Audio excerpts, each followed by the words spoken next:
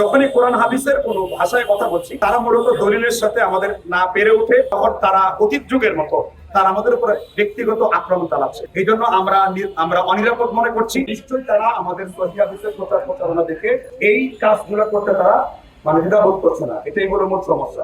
আচ্ছা, আমাদের উপরে যে সমস্ত অভিযোগগুলো আনা হয়, সর্বপ্রথম কোরআনের আয়াত করছে লা'নাতুল্লাহি আলাল কাযিবিন, মিথ্যুকের উপরে আল্লাহর গজব।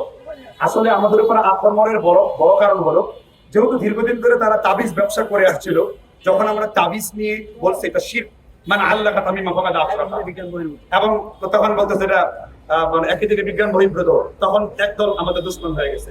তারা দীর্ঘদিন ধরে মানুষের পায়ে সেজদা করছে, পীর মুরিদের নামে ভণ্ডামি করছে। যখন আমরা বলছি যে আমাদের নবীজি বলেছেন তোমরা কবরকে সেজদার জায়গায় বানাও না, তোমরা কবরের মধ্যে লাইব না, তোমরা কবরকে পাকা করো না, ওয়ালা তাসতাসু ওয়ালা সুরাজা, কবরে বাতি জ্বালিও না, তখন তারা আমাদের দুশমন হয়ে গেছে। যখন আমরা তাদেরকে যখনই কোরআন হাদিসের কোন ভাষায় কথা বলছি, তারা মূলত দলিলের সাথে আমাদের না পেরে উঠে, তখন তারা অতীত যুগের মতো তারা আমাদের উপরে ব্যক্তিগত আক্রমণ চালাচ্ছে। এই জন্য আমরা অনিরাপদ মনে করছি। আর নিরাপত্তার জন্যই মূলত আজকের এই সংবাদ সম্মেলন, পাশাপাশি হলো আমাদের আজকের এই অনুষ্ঠান। যারা প্রশাসন প্রত্যেকটা আহলে হাদিস মসজিদের সহকারে প্রত্যেকটা মসজিদের গুরুত্বপূর্ণ দায়িত্ব সেখানে নেয়। মূলত কথা হলো, আমরা আমাদেরকে চিনতে হলে আমরা কোরআন এবং সহিহ হাদিসের প্রচার করি, আর যারা সহিহ হাদিসের দুশমন তারা এই কাজগুলো আমাদের সাথে। আজও পর্যন্ত সুন্নি কোনো ভাইরা উত্তর দিতে পারেন নাই। বড় কথা হলো, এই আল্লাহ রাসূল সাল্লাল্লাহু আলাইহি ওয়াসাল্লাম যেই আমাদেরকে দিবেন, এটা আমাদের জন্যই। মুসনাফে আব্দুর রাজ্জাকের 7853 নম্বর হাদিস, রাসূল বলেছেন লা তাত্তাখিযু শাহরান ঈদান ওয়া লা তাত্তাখিযু ইয়াওমা ঈদান, আমি তোমাদের জন্য বছর হিসেবে ঈদ দিয়েছি এবং তোমাদের জন্য দিন হিসেবে ঈদ দিয়েছি। বছর হিসেবে দুইটা ঈদ পেয়েছি, আর দিন হিসেবে আমরা ঈদ পেয়েছি হলো জুমার দিনকে। এর বাইরে আমরা কোন ঈদ পালন করি নাই। আমরা যদি মুসলিম শরীফ দেখি 1172 নম্বর হাদিস, রাসূল ঈদের জন্য কি করেছেন, তার রাসূল সোমবার দিন কেন রোজা রাখছেন? রাসূলুল্লাহ সাল্লাল্লাহু আলাইহি ওয়াসাল্লাম বলেছেন এই দিন আমি রোজা রেখেছি, উলিদতু, আমি এই দিন জন্মগ্রহণ করেছি। আর কি হয়েছে যে উনজিলা আকাফি, আমার উপর আল্লাহর ওহী অবতীর্ণ হয়েছে।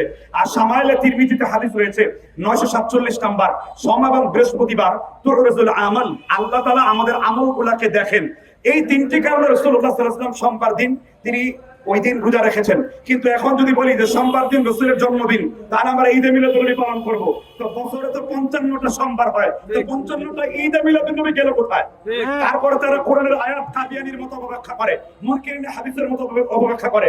তারা বলে ঈসা আলাইহিস সালাম আকাশ থেকে দস্তরখানা আসছেন, মাইদা আসার পরে কুরআনা ঈদা, এটা আমাদের তো ঈদ হয়ে গেছে, তো এই যে ঈদ পাইছি। আর ঈসা আলাইহিস সালামের কাছে দস্তরখানা আসছে সকালে এবং সন্ধ্যায়, এবং সেটা প্রতিদিন আসছে। তো তুমি প্রতিদিন ঈদে মিলাদুন্নবী পালন করো না কেন?